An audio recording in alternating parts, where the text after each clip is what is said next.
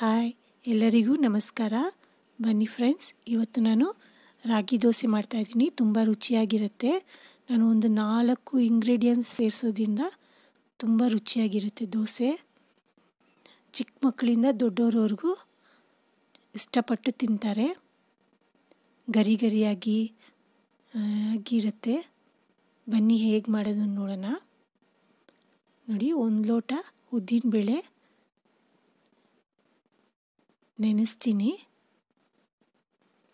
2 ಗಂಟೆವರೆಗೂ ನೆನಿಬೇಕು ನೀರಲ್ಲೇ. ಚೆನ್ನಾಗಿ 3 ಸತಿ ತೊಳೆದು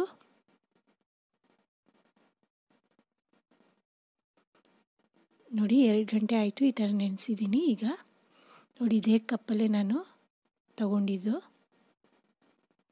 ಈಗ ಮಿಕ್ಸಿ ಮಾಡ್ಕೊಳ್ಳೋಣ. ತುಂಬ ರುಚಿಯಾಗಿರುತ್ತೆ ಫ್ರೆಂಡ್ಸ್. ಇದು ನಮ್ಮ ಅತ್ತೆ ಕಾಲದ್ದು ರೆಸಿಪಿ. ನಾವು ದಿನಾನೂ ಮಾಡ್ತೀವಿ. ನೋಡಿ, ಒಂದು 5ರಿಂದ 6 ಈರುಳ್ಳಿ ಮೀಡಿಯಮ್ ಸೈಜು ಕಟ್ ಮಾಡಿ ಹಾಕ್ತಾಯಿದ್ದೀನಿ. 4 ಆಗಿ ಕಟ್ ಮಾಡಿ ಹಾಕ್ತಾಯಿದ್ದೀನಿ. 2 ಟೀ ಸ್ಪೂನು ಜೀರಿಗೆ, ಸ್ವಲ್ಪ 1 ಸ್ಪೂನು ಕರಿಮೆಣಸು, 1 ಹಿಡಿಯಷ್ಟು ಕರಿಬೇವು, ಇದೆಲ್ಲ ಹಾಕಿ ಮಿಕ್ಸಿ ಮಾಡ್ಕೊಂಬರ್ಬೇಕು ಫ್ರೆಂಡ್ಸ್. ನೋಡಿ, ಈ ಥರ ಆಗಿದೆ.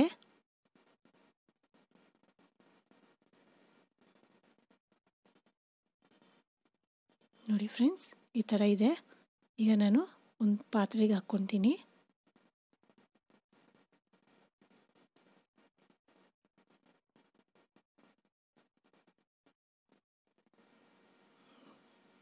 ನೋಡಿ, 1 ಬಟ್ಲು ರಾಗಿ ಹಿಟ್ಟು ಇದನ್ನು ಸೇರಿಸ್ತಾ ಇದ್ದೀನಿ ಇದರಲ್ಲೇ. ನೀವು ನಾಳೆ ತಿಂಡಿಗೆ ಮಾಡಬೇಕು ಬೆಳಿಗ್ಗೆಗೆ ಅಂದರೆ ನೀವು ಒಂದಿನ ಹಿಂದಿನ ದಿನವೇ ನೀವು ರೆಡಿ ಮಾಡಿ ಇಟ್ಕೊಬೇಕು. ಈ ಥರ ನೋಡಿ, ಉಪ್ಪು ರುಚಿಗೆ ತಕ್ಕಷ್ಟು, ನಾನು ಸ್ವಲ್ಪ ಕಡಿಮೆ ಹಾಕ್ಕೊತೀನಿ. ಸ್ವಲ್ಪ ನೀರು ಹಾಕಿ ನಾವು ಮಿಕ್ಸ್ ಮಾಡ್ಕೊಬೇಕು. ಗಂಟು ಇರಬಾರ್ದು, ಆ ಥರ ಮಿಕ್ಸ್ ಮಾಡಿ.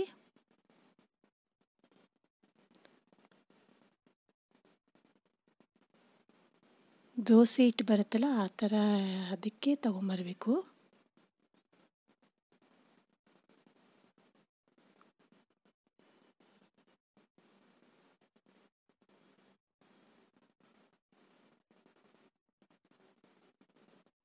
ಸ್ವಲ್ಪ ನೀರು ಹಾಕ್ಕೊಂಡೇನ.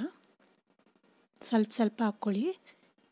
ಜಾಸ್ತಿ ಹಾಕ್ಕೊಂಡ್ರೆ ನೀರಂಗೆ ಆಗೋಗುತ್ತೆ.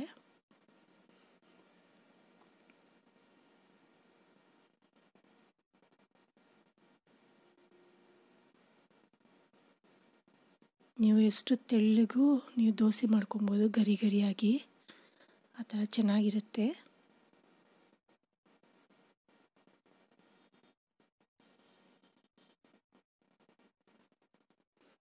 ನೋಡಿ ಫ್ರೆಂಡ್ಸ್, ಈ ಥರ ಆಗಿದೆ.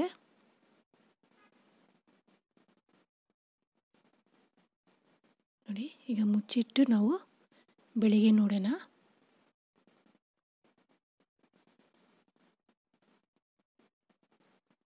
ನೋಡಿ ಫ್ರೆಂಡ್ಸ್, ಬೆಳಿಗ್ಗೆ ನಾನು ತೆಗ್ದಿದ್ದೀನಿ ತಿಂಡಿ ಮಾಡೋಕ್ಕೆ. ನೋಡಿ, ಹುಳಿ ಆಗಿದೆ ಸ್ವಲ್ಪ. ನೋಡಿ, ಈ ಥರ ಬರಬೇಕು ಹಿಟ್ಟು. ನಿಮಗೆ ಹತ್ರದಿಂದ ತೋರಿಸ್ತಾ ಇದೆ. ಸ್ವಲ್ಪ ಗಟ್ಟಿ ಇದೆ, ಸ್ವಲ್ಪ ನೀರು ಆ್ಯಡ್ ಮಾಡ್ಕೊಳ್ಳೋಣ.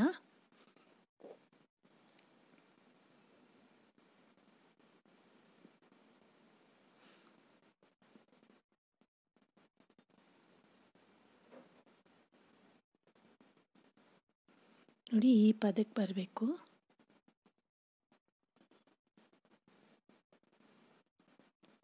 ನಾನು ಒಂದು ದೋಸೆ ಮಾಡಿ ತೋರಿಸ್ತೀನಿ ನಿಮಗೆ.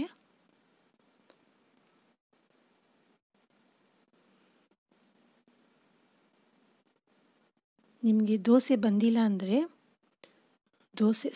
ನಿಮಗೆ ದೋಸೆ ಅಂಟುತ್ತೆ ಅಂದರೆ ಸ್ವಲ್ಪ ನೀವು ರಾಗಿ ಹಿಟ್ಟು ಮಿಕ್ಸ್ ಮಾಡ್ಕೊಳ್ಳಿ. ಯಾಕಂದರೆ ಉದ್ದಿನಬೇಳೆ ಜಾಸ್ತಿ ಇದ್ರೂ ಸ್ವಲ್ಪ ಒಂದೊಂದು ಸತಿ ಇದಾಗುತ್ತೆ.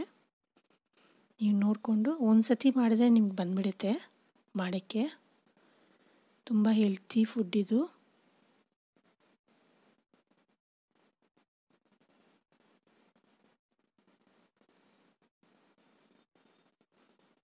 ಡಯಟ್ ಮಾಡೋರಿಗೆ ಎಲ್ರಿಗೂ ಒಳ್ಳೆ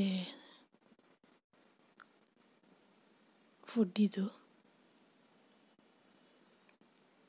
ನೀವು ರಾತ್ರಿಗೂ ತಿನ್ಬೋದು.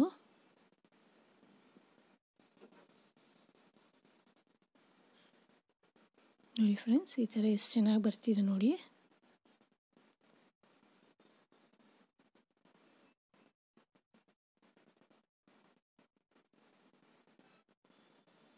ನೋಡಿ ಸಣ್ಣಗೆ ಗರಿ ಗರಿಯಾಗಿದೆ ನೋಡಿ ಫ್ರೆಂಡ್ಸ್. ತೆಳ್ಳಗೆ ಬರುತ್ತೆ ದೋಸೆ. ನೀವು ಈ ಥರ ಮಾಡೋದ್ರಿಂದ ಇನ್ನೂ ಕ್ರಿಸ್ಪಿಯಾಗಿರುತ್ತೆ ದೋಸೆ. ಘಮ ಘಮ ಅಂತಿದೆ ಫ್ರೆಂಡ್ಸ್, ಯಾಕಂದರೆ ಈರುಳ್ಳಿ ಎಲ್ಲ ಹಾಕಿದ್ದೀವಲ್ಲ ಅದರಿಂದ. ಇದಕ್ಕೆ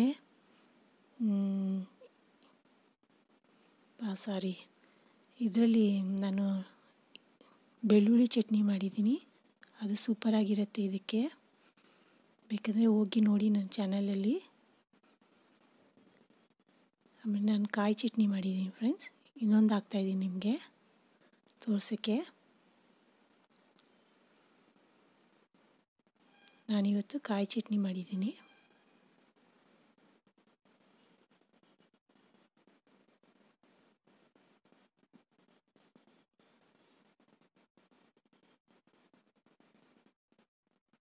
ನೀವು ಟ್ರೈ ಮಾಡಿ, ತಿಂಡಿಗೆ ಎಲ್ಲ ಇವತ್ತೇ ಮಾಡಿ ನೋಡಿ ಫ್ರೆಂಡ್ಸ್.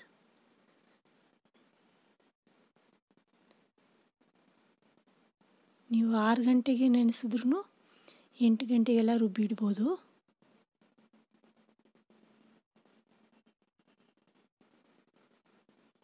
ತುಂಬ ಚೆನ್ನಾಗಿರುತ್ತೆ ಫ್ರೆಂಡ್ಸ್. ನೀವು ಮಾಡಿ ಕಮೆಂಟ್ ಬಾಕ್ಸಲ್ಲಿ ನನಗೆ ಹೇಗಿತ್ತು ಅಂತ ನನಗೆ ಕಮೆಂಟ್ ಮಾಡಿ ಫ್ರೆಂಡ್ಸ್. ನಿಮಗೆ ಈ ವಿಡಿಯೋ ಇಷ್ಟ ಆದರೆ ಲೈಕ್ ಮಾಡಿ, ಶೇರ್ ಮಾಡಿ, ಸಬ್ಸ್ಕ್ರೈಬ್ ಮಾಡಿ.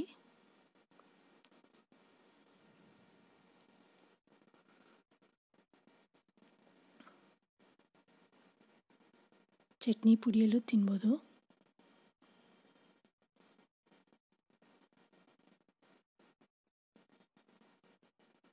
ಸಾಫ್ಟಾಗೂ ಇರುತ್ತೆ, ಗರಿ ಗರಿಯಾಗೂ ಇರುತ್ತೆ, ಮತ್ತು ತುಂಬ ಟೇಸ್ಟಾಗಿರುತ್ತೆ.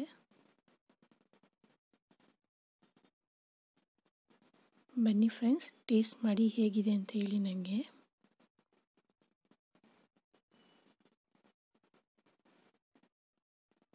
ನೋಡಿ, ನಾನು 3 ದೋಸೆ ಮಾಡಿ ತೋರಿಸ್ತಾ ಇದ್ದೀನಿ ನಿಮಗೆ. ಎಲ್ಲರಿಗೂ ಧನ್ಯವಾದಗಳು.